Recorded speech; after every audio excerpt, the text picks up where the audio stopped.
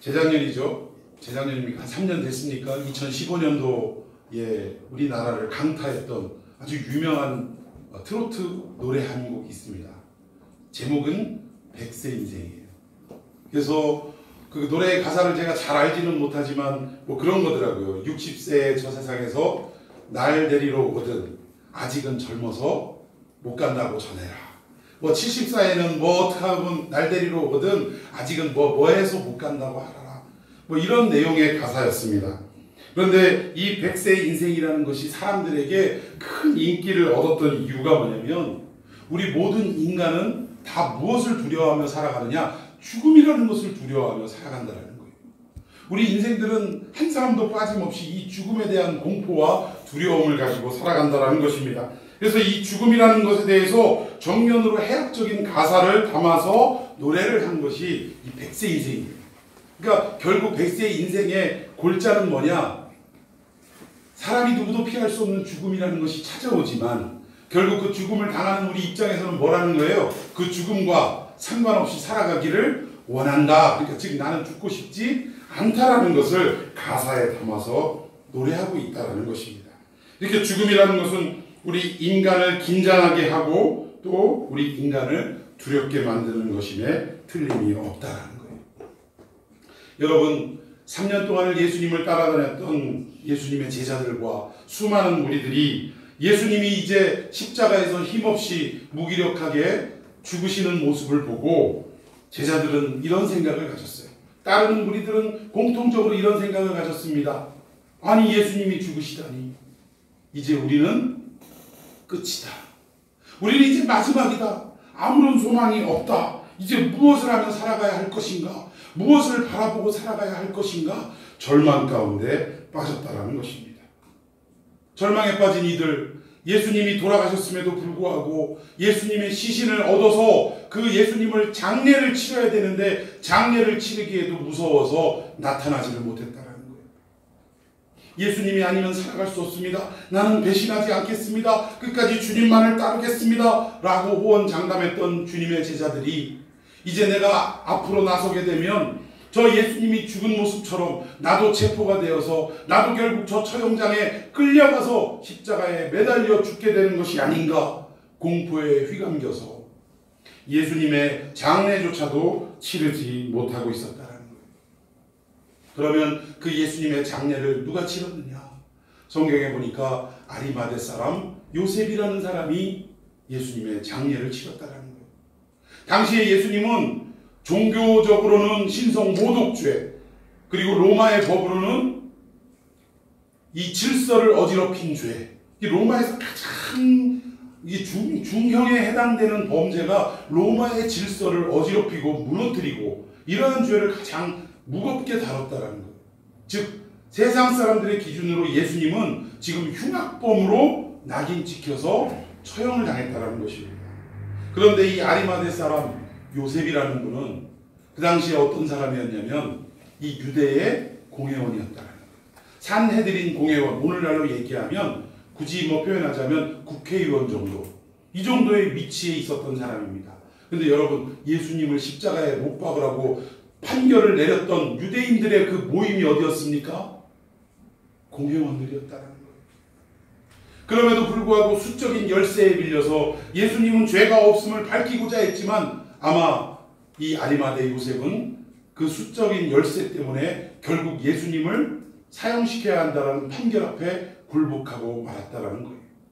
그런데 사람들의 눈치를 보고 예수님을 옹호하거나 예수님에게 뭐 편을 들어서 대화를 하면 이야기를 하면 당연히 손가락질을 받고 오히려 예수의 당이라고 오해받을 수 있는 그런 위급한 상황이었음에도 불구하고 오늘 아리마대 요셉은 빌라도에게 찾아가서 당당하게 예수님의 시체를 달라라고 요구를 합니다. 그리고 자기가 죽으면 안치하려고 했던 새로운 무덤, 새 무덤에다가 예수님의 시신을 안치했다는 거예요. 근데 이 장례가 시간적으로 따지고 보면 아주 잘 치러진 장례일 수가 없었어요. 왜? 예수님은 아침 9시에 십자가에 달리셔서 6시간 동안을 고통 가운데 계시고 마지막 사명을 십자가 위에서 담당하시고 그리고 몇 시에 돌아가셨습니까? 성경으로 말하면 제9시쯤 돌아가셨고 그 제9시는 우리의 시간으로 말하면 오후 3시였더라. 오후 3시에 그것도 금요일 오후 3시면 이제 해가 지면 뭐가 시작돼요? 유대인들의 안식일이 시작되는 것입니다. 안식일이 시작이 돼버리면 즉 해가 지고 나면 금요일 저녁 해가 지고 나면 이 안식일이 되면 결혼도 할 수 없고 장례도 할 수 없고 그 어떠한 일도 할 수가 없는 것이 유대인의 법이었다는 것. 그러면 오후 3시에 예수님이 돌아가신 걸 확인하고 아리마대 사람 요셉이 빌라도에게 찾아가서 예수의 시신을 나에게 주시오 라고 이야기해서 허락을 받고 예수님의 시신을 들쳐 업어맸든지 어떻게 했든지 그 시신을 가지고 새로운 무덤으로 가서 안치시키기까지 시간이 흘렀을 텐데 그럼 몇 시간 안에 이걸 장례를 다 끝나야 됐냐면 한 30분 소요가 됐다고 하더라도 2시간 반 안에 모든 장례 절차를 마무리를 해야 되는 급박한 상황이었다는 것입니다. 그러니 피를 흘리고 돌아가신 예수님의 온몸의 피를 제대로나 닦았겠습니까? 장례 옷을 입히고 하는데 몸이라도 깨끗이 닦고 향품을 치르고 뭐 여러 가지의 어떤 절차를 다 하고 나서 세마포 옷을 입혀야 되는데 예수님은 아마 제대로 된 장례를 치르지 못했던 것 같아요. 물론 유대인의 관원인 니고데모가 그 장례를 위하여 향품과 모든 것을 제공해서 아리마대 사람 요셉은 무덤을 제공하고 그 장례의 모든 향품과 절차는 니고데모가 지원을 했지만 그러나 시간이 너무나 촉박해서 온전히 할 수가 없었을 거라는 사실입니다. 그런데 예수님이 돌아가신 그 다음날 새벽에 즉 주일 새벽이죠. 오늘날로 얘기하면 예수님이 부활하신 그 새벽에 예수님을 따랐던 갈릴리의 여자들이 한 무리를 이루어서 예수님의 무덤을 찾아갑니다. 예수님의 무덤에 찾아갔는데 웬일인가? 여러분 유대인들의 무덤은 우리의 무덤의 개념과는 차이가 있습니다. 우리는 땅을 파서 매장을 하고 분봉을 하지만 이렇게 봉우리를 올리지만 유대인들은 굴을 파서 그 굴 안에 그냥 시신을 올려놓고 그리고 어떻게 해요? 그 입구를 큰 돌과 같은 것으로 이렇게 막아놨다라는 것입니다. 예수님의 동굴도 성경에 표현하고 있으면 크고 거대한 돌, 아마 추정하기는 1톤이 넘는 어마어마한 돌이라고 그래요. 물론 동그랗기 때문에 장정들 몇 명이 붙어서 밀면 이렇게 굴러갈 수 있도록 그렇게 장치가 되었지만 여자들의 힘으로는 이 돌 입구를 열 수가 없는 그런 어마어마한 크기의 돌로 입구를 막아놨던 무덤이었다는 것입니다. 그런데 그 새벽에 여자들이 예수님을 장례를 온전히 치르지 못했기 때문에 여자들이 찾아가서 예수님의 시신이라도 제대로 좀 닦아드리고 아직 미비했던 그 장례 절차를 마무리하기 위해서 이 여자들이 찾아갔는데 어떤 일이 있었느냐? 그만 무덤을 막고 있는 이 입구의 돌이 굴러가 버린 거예요. 그리고 무덤이 개봉되어 있는 것입니다. 이 여자들은 너무나 놀랐어요. 왜? 예수님의 시신을 함부로 하려고 했던 로마의 그 군병들과 또 종교 지도자들의 횡포 때문에 이것은 아마도 생전에 부활한다고 이야기했던 예수님의 말씀 때문에 예수님의 시신을 훼손하고 예수님의 시신을 다른 데로 옮겨서 들짐승들의 밥으로 던져준 것이 아닌가 두려워하기 시작했다는 것입니다. 그래서 이 여인들은 당황하면서 예수님의 시신이 어디 있는지 정말 발을 동동 구르면서 안타까워하기 시작했다는 거예요. 그런데 그때 어떠한 역사가 나타났느냐? 이 여인들 앞에 2명의 천사가 나타나서 충격적인 말씀을 전했다라는 것입니다. 어떤 말씀을 전했느냐? 우리 다 같이 읽어봅니다. 시작. 여자들이 두려워 얼굴을 땅에 대니 두 사람이 이르되 어찌하여 살아있는 자를 죽은 자 가운데서 찾느냐? 여기 계시지 않고 살아나셨느니라. 여러분 천사들이 뭐라고 했다고요? 살아있는 자를 왜 무덤에서 찾느냐? 너희가 찾는 그 예수님은 이미 어떻게 하셨다? 살아나셨다라고 선포했다라는 것입니다. 그런데 천사들의 이 말을 듣고도 여자들은 믿었을까요? 못 믿었을까요? 못 믿었다라는 거예요. 그러면서 천사들에게 뭐라고 얘기합니까? 그 천사들을 사람으로 오인하고 무엇이라고 얘기했냐면 혹시 선생이여 당신이 우리 주님의 시신을 옮기었다면 어디에 있는지를 알려주십시오. 우리가 제대로 장례를 치러야 합니다. 라고 이야기했다라는 거예요. 아니 천사들이 나타나서 예수님은 이미 부활하고 이 무덤에 안 계신다라고 말씀을 전했음에도 불구하고 이 여자들은 믿지 못하고 당신이 시신을 어디다 치운 거면 우리에게 그 시신을 어디에다 뒀는지를 알려주시오. 우리가 장례를 치르겠소. 라고 믿음 없는 소리를 했다라는 거예요. 여러분, 이런 것을 볼 때 아무리 하늘의 천사가 와서 우리에게 진정한 하나님의 말씀과 뜻을 전한다 할지라도 우리는 믿습니다, 믿습니다 이야기한다고 하지만 우리는 눈으로 보지 않으면 믿지 못하는 게 우리네 현실이라는 거예요. 우리 믿음의 현 주소라는 것입니다. 심지어 눈으로 볼 수 있도록 예수는 이곳에 계시지 않고 부활하셨다라고 말씀을 전하고 있는데도 믿지 못하는 것이 여자들의 모습이었다라는 거예요. 여러분, 안 믿으려고 하는 사람은요, 아무리 진리를 갖다 들이대도 믿지 않습니다. 한번 내 마음속에 거부감이 들고 믿지 않으려고 작정한 사람은 눈으로 보여줘도 믿지 않는다는 거예요. 그래서 주님은 생전에 뭐라고 말씀하셨냐? 보지 않고 믿는 것이 복되도다 라고 말씀하셨다는 것입니다. 여러분, 저는 여러분들의 믿음의 영안이 열려서 하나님의 말씀이라면, 주의 사자의 말씀이라면 이것이 곧 진리라고 여기고 그 말씀을 믿고 동의합니다 라고 여러분들 마음에 받아들이는 역사가 있기를 예수님의 이름으로 축원해 드리겠습니다. 천사가 말을 해도 믿지 않는 여인들을 향해 다시금 천사가 이야기합니다. 함께 읽습니다. 6절 7절입니다. 갈릴리에 계실 때에 너희에게 어떻게 말씀하셨는지를 기억하라. 인자가 십자가에 못 박히고 제3일에 다시 살아나야 하리라 하셨느니라. 할렐루야. 믿지 못하는 이 여인들에게 생전에 예수님이 하셨던 그 말씀을 기억하게 하셨어요. 이 여인들아, 왜 믿지 못하느냐? 너희들이 예수님을 따라다니는 그때에 예수님이 뭐라고 말씀하셨느냐? 내가 십자가에 죽고 그리고 제3일 만에 부활하리라 라고 수도 없이 너희들에게 말씀하지 아니하셨느냐? 예수님 말씀하신 대로 우리 주님, 그 예수님은 무덤 권세를 깨뜨리시고 살아나셨느니라, 부활하셨느니라 라고 선포했다라는 것입니다. 처음에 믿지 않았던 이 여인들도 생전에 예수님이 말씀하셨던 그 말씀을 기억해야 하는 천사의 그 증언을 통해서 드디어 마음이 열리고 예수님의 부활하심을 믿기 시작했다라는 것입니다. 여러분, 이 여자들이 언제 믿었다고요? 예수님의 말씀이 생각날 때, 우리 주님의 말씀이 기억날 때, 깨달아질 때 비로소 믿기 시작했다라는 것입니다. 사랑하는 성도 여러분, 오늘 이 불초한 종을 통해서 여러분들에게 하나님의 말씀을 대언하고 성경의 말씀을 여러분들에게 한 가지 소개하고 가르치고 선포할 때, 지금 여러분들은 이 말씀을 듣고 깨닫지 못하고 기억하지 못한다 할지라도 언젠가 하나님의 때에 여러분의 그 적절한 인생의 타이밍에 하나님이 이 오늘 들었던 이 말씀을 기억나게 하시고 생각나게 하셔서 여러분의 믿음의 눈을 띄우시고 그리고 하나님의 말씀 앞에 순종하는 역사를 일으키실 것을 예수님의 이름으로 축원해 드리겠습니다.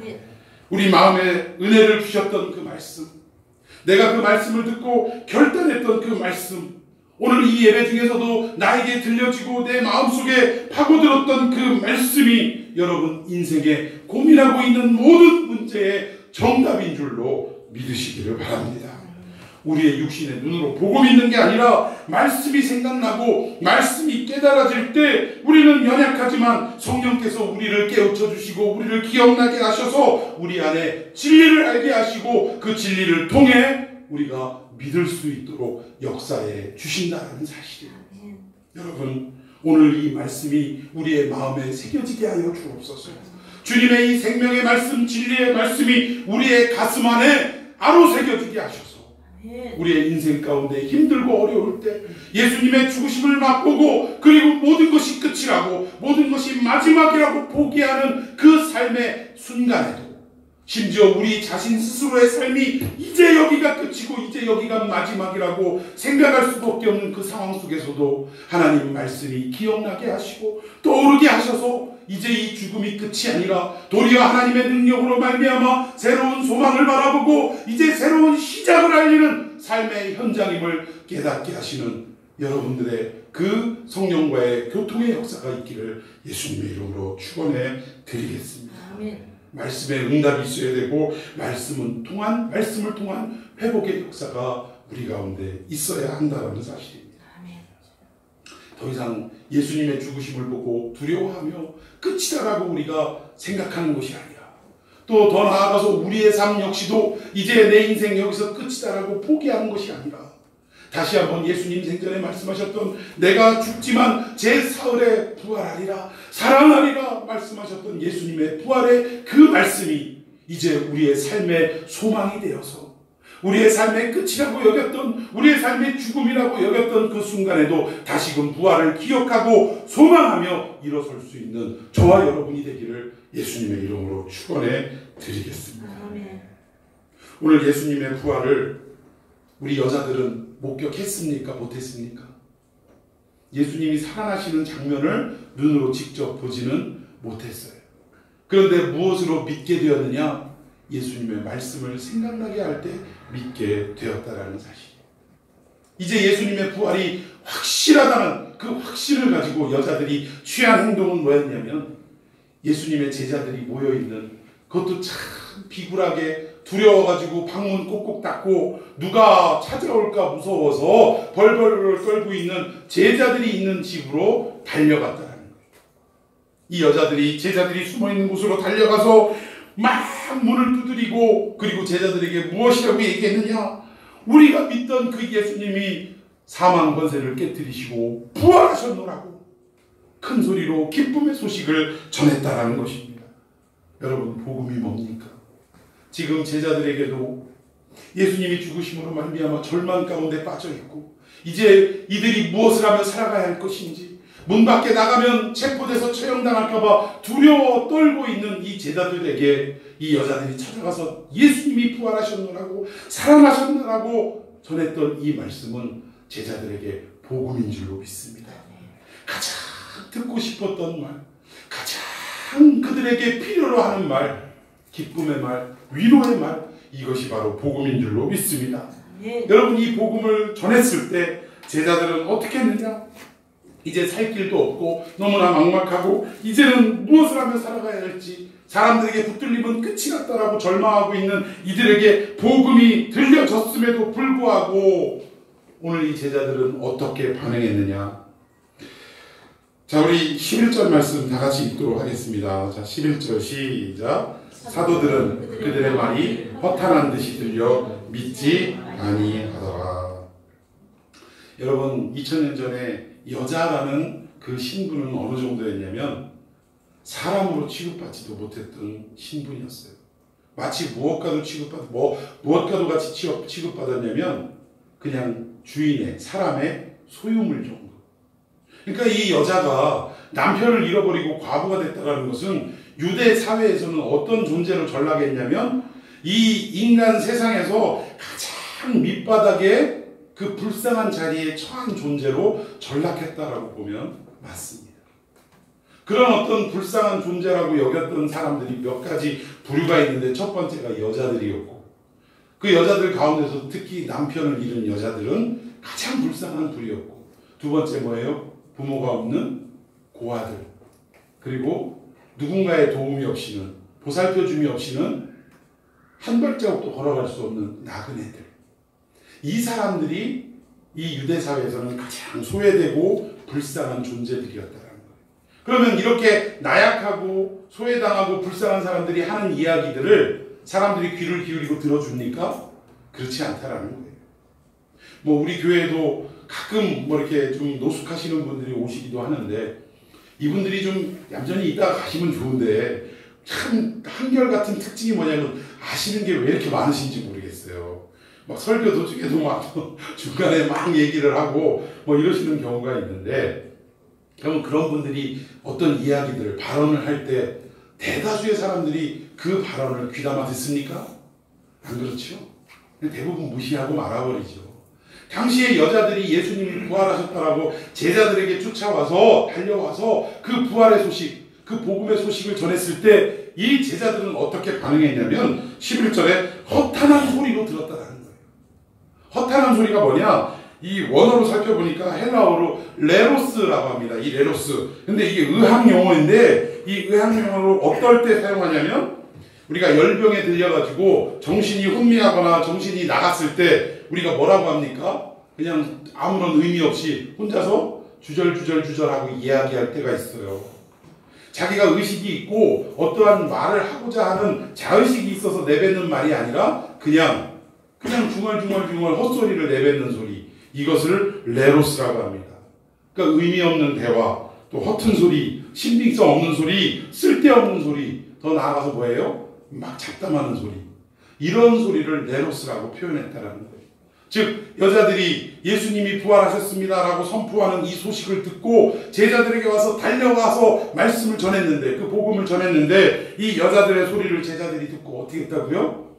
허튼 소리로, 아무 의미 없는 소리로 듣고 무시해버렸다라는 것입니다. 그런데 여러분, 이 11 제자들 가운데 다들 무시하고 허튼 소리로 여기는 가운데 한 제자만이 다른 반응을 보였다라는 거예요. 그 제자가 누구였냐면 바로 베드로였다는 사실입니다. 여자들에 의해서 예수님이 살아나셨다라는 그 소식을 듣자마자 베드로는 어떤 반응을 보였냐? 자, 12절입니다. 시작. 베드로는 일어나 무덤을 달려가서 구부려 들여다보니 세마포만 보이는지라. 그 된 일을 놀랍게 여기며 집으로 돌아가니라. 나중에 물론 이 강해를 할 때 베드로의 이 모습이 완벽히 100점짜리의 모습은 아니었어요. 나중에 이 부분은 설명하고, 어쨌든 예수님이 부활하셨다는 복음을 듣자마자 베드로는 가만히 앉아있지 않고 다른 제자들처럼 여자들의 말을 무시하고 그냥 없던 말로 치부해버리는 것이 아니라 어떻게 했다고요? 자리를 박차고 일어나서 어디로 갔다? 무덤으로 갔는데 걸어간 게 아니라 어떻게 했어요? 달려갔더라. 뭐예요? 무언가 마음속에 긴박성이 생겼다는 거죠. 예수님의 부활의 소식을 접하고 그리고 나서 가만히 앉아있을 수 없는 어떤 신앙이었냐? 움직이는 신앙이었다는 것입니다. 사랑하는 성도 여러분, 오늘 베드로는 그 기쁜 복음의 소식을 듣고 예수 그리스도에 관한 소식을 듣고 가만히 앉아있을 수가 없었다는 거예요. 자리를 박차고 일어나 달려가는 움직이는 신앙을 보여주었다는 것입니다. 성도 여러분, 여러분들에게도 오늘 변함없이 복음이 선포되어지고 있는데, 여러분 이 복음의 소식을 듣고 여러분들은 어떻게 반응하고 있습니까? 여전히 복음을 듣고도 그 자리에 앉아있는 나머지 10명의 제자들과 같은 모습은 아닙니까? 여러분, 바라옵기는 오늘 베드로의 모습처럼 복음을 듣자마자 그 복음에 반응하며 벌떡 일어나 움직일 수 있는, 액션을 취할 수 있는 믿음의 성도가 되시기를 예수님의 이름으로 축원해 드리겠습니다. 여러분, 진정한 신앙은 움직이는 것입니다. 그냥 앉아가지고 가만히 있는 것이 아니라 복음을 듣고 내 마음의 기쁨과 그 즐거움에 요동침이 있었다면 이제는 가만히 있지 않고 이 복음을 들은 기쁨을 세상에 나가 전파해야 되고, 교회를 위하여 헌신 봉사해야 되고, 다른 형제 자매들을 위하여 아낌없이 희생할 수 있는 것이 진정한 복음을 들은 사람의 모습이라는 사실이에요. 여러분, 오늘 예수님이 다시 살아나셨다는 여자들을 통한 이 복음의 소식을 들은 베드로, 가만히 있지 않고 벌떡 일어나 달려가는 움직이는 신앙을 보였던 것처럼 오늘 저와 여러분, 복음을 날마다 허락해 주시는데 이 복음의 소식을 듣고 움직일 수 있는 신앙인이 되기를 예수님의 이름으로 축원해 드리겠습니다. 적어도 우리가 이런 신앙이 되려면 그냥 가만히 있는데 저절로 이루어지는 것이 아니라 결국 가장 이런 역동적인 신앙이 되기 위한 첫 번째 관문은 뭐냐? 바로 예배에 참여하는 것입니다. 예배에 참여하고 하나님의 말씀이 선포되어질 때 그 말씀을 경청하며 들을 때에, 그럴 때 비로소 우리의 마음이 믿음이 생기고, 그리고 어떻게 하는 거예요? 움직일 수 있는, 즉각 반응할 수 있는 신앙으로 변화되어진다는 사실입니다. 사랑하는 성도 여러분, 오늘 예수님의 죽음을 경험했던 그들의 제자들과 또 많은 사람들, 모든 것이 끝이라고, 모든 것이 이제 마지막이라고 생각하고 있는 가운데 우리 주님은 그냥 그 죽음으로 끝내신 분이 아니었다라는 거예요.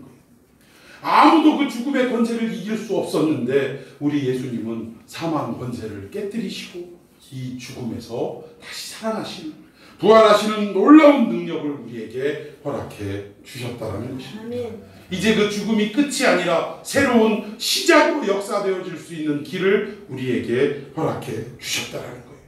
이제 우리는 더 이상 이 죄와 죽음 앞에 두려워하는 인생이 되지 마시고, 아까 백세의 인생이 죽음이 두려워서 죽음아 나에게 찾아오지 말라라는 그런 해악적인 가사를 가지고 노래를 불렀다면, 이제는 죽음이 두려워서 뭐 못 간다고 전해라 뭐 이러는 게 아니라 이제는 오히려 그 죽음조차도 새로운 시작임을 알고 그 믿음으로 말미암아 우리가 기쁨으로 맞이할 수 있는, 정면으로 그것을 받아들일 수 있는 놀라운 신앙인이 되시기를 예수님의 이름으로 축원해 드리겠습니다. 우리 다 같이 따라합시다. 끝이 아니라 시작입니다. 죽음은 끝이 아니라 새로운 시작입니다. 이 부활의 은혜가 오늘 저와 여러분에게 충만하게 임하기를 예수님의 이름으로 축원해 드리겠습니다. 기도하십시오.